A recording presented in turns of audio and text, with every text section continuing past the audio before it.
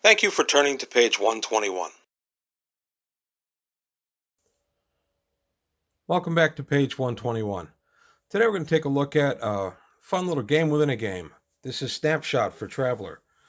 The idea behind this was it was a game you could play completely compatible with your Traveler characters, but could be played without a referee. The game is Snapshot Close Combat aboard starships in the far future.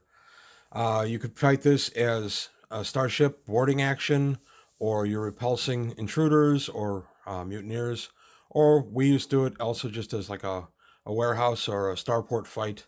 It worked in any kind of confined area. I'm going to show you the contents of the box and go a little bit into the history and how to play. Okay, moving on now to the contents of the box. This was the rule book that came with Snapshot, and this book is 15 pages long. Back page is blank. This is the version, as I said, that was published in 1983. I don't know how many pages the 1979 version was. I've never owned that one. My buddy did, and that's what we used to play off of. And with this rule book came your counters. Counters would be your minifigs throughout the play of the game, your figures. I'm going to show how that would work on the Starship deck plan. You got your Starship deck plan. I'm going to unfurl that in a little bit. And then you got a card that had all the weapon types and the chance to hit and damage right here. The hits would be how many dice of damage it would do, the number you would need versus your weapon. So if I was using a laser carbine versus somebody with at short range with no armor, I would need an 8 or greater on 2 dice 6.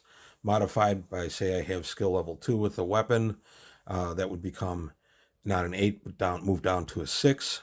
But he's crouched down behind a barricade, which would move it back up to, which would leave me at an 8. So I would throw 2 dice 6. If I hit 8 or greater, I would wound him. Moving across the laser carbine would then do 4 die 4 damage. So a pretty lethal game.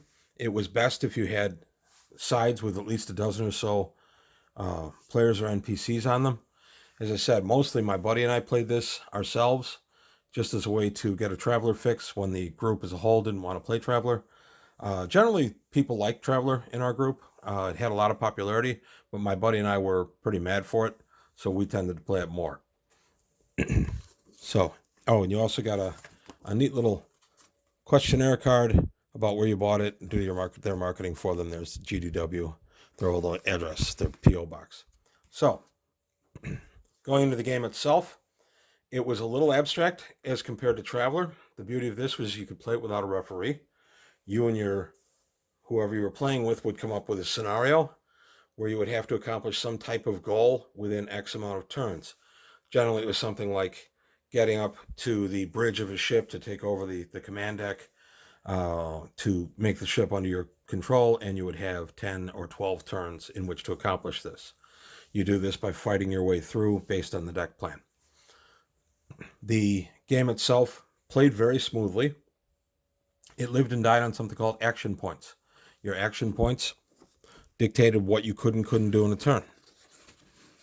These action points were determined by adding your endurance and dexterity together. So if I had a 7 endurance and a 7 dexterity, I had 14 action points.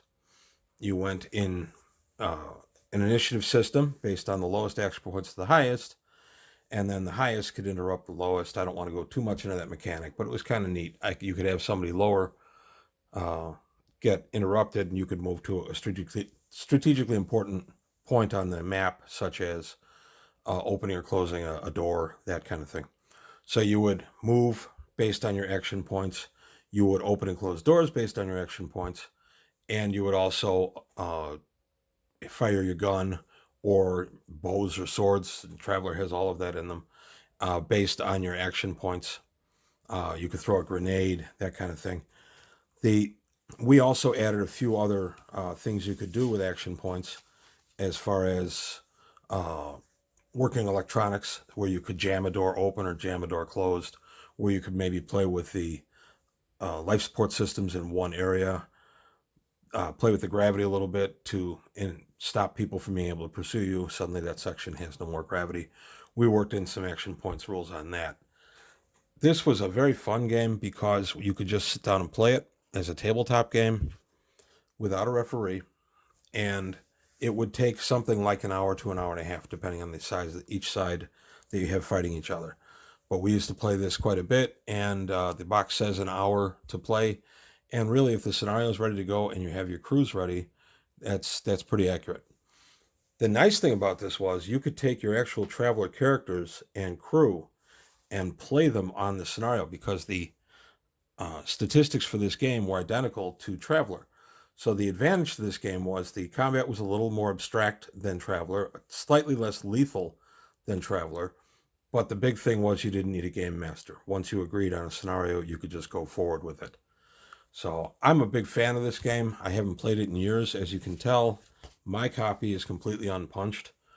I've had this thing since the 80s, but the buddy that introduced me to Traveler and then I used to play it with kind of moved on to other things. So I didn't have the opportunity to really play this with anybody. It is a fun game. I love it, and I'm probably going to drag my players into playing it one of these days. Now I'm going to lay out the deck plan, and I'm going to show you exactly how you would move in the game and how the deck plan would play into it. Okay, these are the deck plans that came with this version of the game.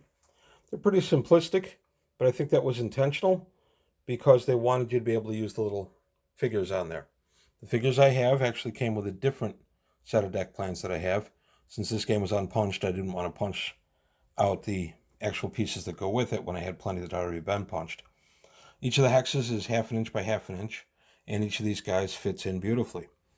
So the idea is you would just write down that, okay, my red guy number 2 here is my character, and my buddy's playing this side and he's got the yellow one. You would just mark down what color they were and what number they were, and you could track who was who. So these became just like figure tokens on a D&D table. Traveler also had miniatures that fit this scale. I actually have a few of those. Maybe in a future video I'll bring those out. So basically, if I wanted to move, I would pay action points for how far I wanted to move. We would also put, since this is a cargo bay, we would put terrain in here. So there'd be icons for barrels, that sort of thing in here. But for this purpose, I'm just going to go ahead and show the basic movement. So I have 7 dexterity, 7 endurance, so I have 14 movement points.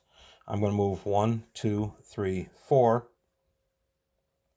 and I'm going to take my shot. I'm going to check my shot and see that it's short range. At this gentleman, he has no obscuring or anything in front of him. My number is an 8 at short range, and I'm shooting with a shotgun. I need a 2. And I have spent 8 action points to fire this weapon. I roll a 6. I've hit him. So, shot him with a shotgun, which is never a good day at the office. Going here to the shotgun table. That's worth 4 die, 4 damage. He also has 7 endurance, 7 strength, and 7 dexterity. I've done 6. And 6, I've done 12 points. Now in this game, the way the damage works is the first stat absorbs all the damage on the first hit. So in other words, because I rolled 12, I would take out any one of his stats. So 1, 2 will be strength, 3, 4 will be dex, 5, 6 will be endurance. I've just taken out his entire strength on a 1. So his strength just went from a 7 to a 0. In this game, that doesn't change the function of his strength. It merely changes the hit points. He's now down 1 full stat. He's actually unconscious at that point, which, being shot with a shotgun, he should be at least. And so he is out of play. So we used to turn him like that because that's an illegal position, so we knew that that gentleman was out of play. You could flip them over, but then it got confusing as to which guy he was that was out. So we would simply move it like that and just be careful not to hit the board. So that's what you did back and forth until somebody was able to move up and achieve their goal. In this case, I'm guarding the drive room, and they're trying to come over and take the drive room. This is a very small scenario for my purposes here, just demonstrating how the game plays. But you could have 12, 15 individuals in here with quite a bit of cargo in the cargo bay it could get pretty lethal in a hurry. So here you have a little bit more detail. This is the 200-ton Free Trader Beowulf, as in the cover. Beowulf is one of the more... Free Trader Beowulf is kind of the touchstone because of the verbiage here. Free Trader Beowulf calling anyone, Mayday, Mayday, we're under attack. Free Trader Beowulf kind of became almost a mascot for the game. And then over here, this is the Free Trader Upper Deck, and this is just a 100-ton scout ship. So you have two different styles of starship here. There were many deck plans published in this scale for Traveler, a lot of them more detailed than these. So Snapshot was very useful. As I said, you could also just do it as a warehouse fight or a waterfront fight, even a bar fight. It was a little more abstract than Traveler. It had an action point system, which made things very definitive as far as who went when, and just played very well. So that's it. This game is available as a PDF on DriveThruRPG. It does run for $20, but you do get the deck plan to print out. You get the sheet, the unpunched, printed counters, and the rule book. So I just want to let you know. And again, I don't work for DriveThruRPG. I just love that this stuff is available. You can also find this on eBay from time to time, although it does usually command a pretty good price. So that's it for today on page 121. Thanks for watching, and I'll see you next time. Well, that closes the book on another episode of page 121. Please leave your comments below, and if you enjoyed what you saw, go ahead and hit the like button and subscribe to the channel.